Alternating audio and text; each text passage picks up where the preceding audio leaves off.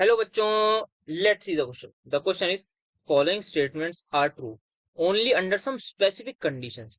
Right the condition for each sub question in not more than 2 sentences. First, 2-methyl propene can be converted into isobutyl bromide by hydrogen bromide. Ethyne and its derivative will give white precipitate with ammonical silver nitrate solution. So let's get understand the key concept that they are asking to us that we have to tell in this question. तो जो यहाँ पे हमारे पास concept यहाँ पर use हो रहा है वो हो रहा है केमिकल प्रॉपर्टीज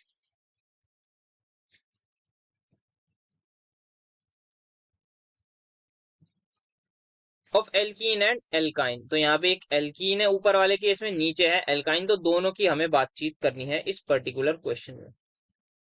तो यहाँ पे आइए, सबसे पहले दे रखी है कंडीशन हमारे पास 2-मिथाइल प्रोपीन है. तो 2-मिथाइल प्रोपीन हमारे पास ये वाला कंपाउंड होगा, that is this is my two methyl propene.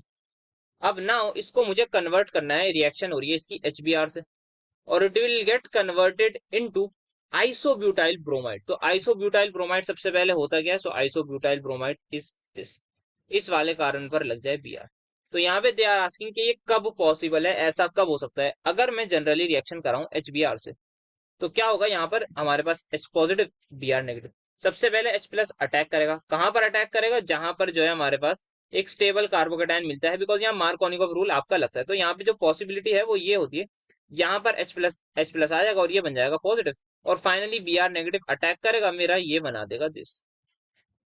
But हमें जो है वो प्रोडक्ट ये बनाना है. ऐसा कैसे बनाए? तो उसके लिए हमें जो रूल लगेगा वो लगेगा एंटी मार्कोनिकोव रूल, और हमें ऐड करनी पड़ेगी H2O2, that is hydrogen peroxide. तो यहाँ पे we just have to add H2O2, और हमारा जो रूल लगेगा वो लगेगा एंटी मार्कोनिकोव रूल यहाँ पर लगेगा, और ये वाला जो प्रोडक्ट है हमें मिल जाएगा. So just one sentence is this.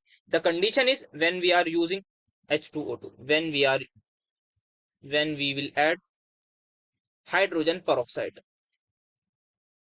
in the reaction, just this is sufficient. Now let's get understand ethyne and its derivative. तो सबसे पहले इथाइन क्या होती है? Ethyne is this. इसके डेरिवेटिव जो है ना हमारे पास कुछ इस तरीके के होते हैं. एक डेरिवेटिव है ये, a type of derivative is this. The other type of derivative is this.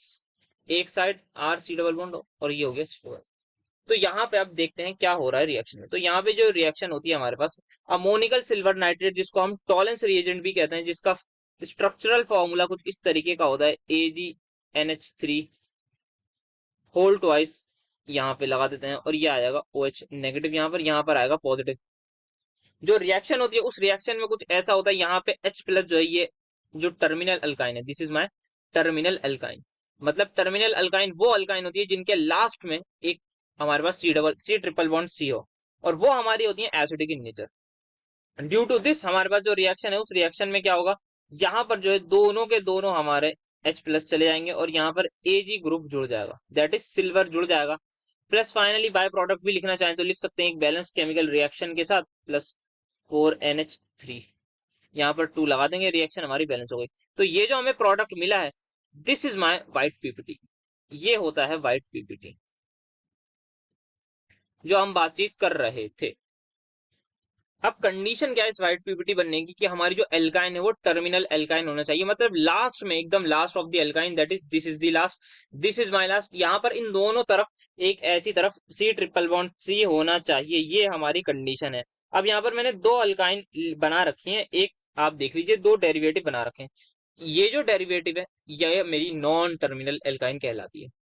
तो जो नॉन टर्मिनल एल्काइन है वो मेरी इससे रिएक्ट नहीं करेंगी, टॉलेंस रिएजेंट या अमोनिकल सिल्वर नाइट्रेट से रिएक्ट नहीं करेंगी, वेयरएज टर्मिनल एल्काइन करेंगी. सो द कंडीशन इज कि हमारी जो एल्काइन है, जो भी इथाइन है और उसकी डेरिवेटिव है, वो सिर्फ और सिर्फ क्या होनी चाहिए हमारी? दैट इज टर्मिनल होनी चाहिए. So the answer is simply terminal alkyne होनी चाहिए, तो वो रिएक्ट कर जाएगी. So this is the two concept. First of all we have to tell कि यहाँ पे पेरोक्साइड होनी चाहिए, we have to add, and the second is the ethyne and its derivative has to be terminal alkyne because there is an acidic hydrogen in the terminal alkyne. So this is the concept that we have understood. So hope you understood it. Best of luck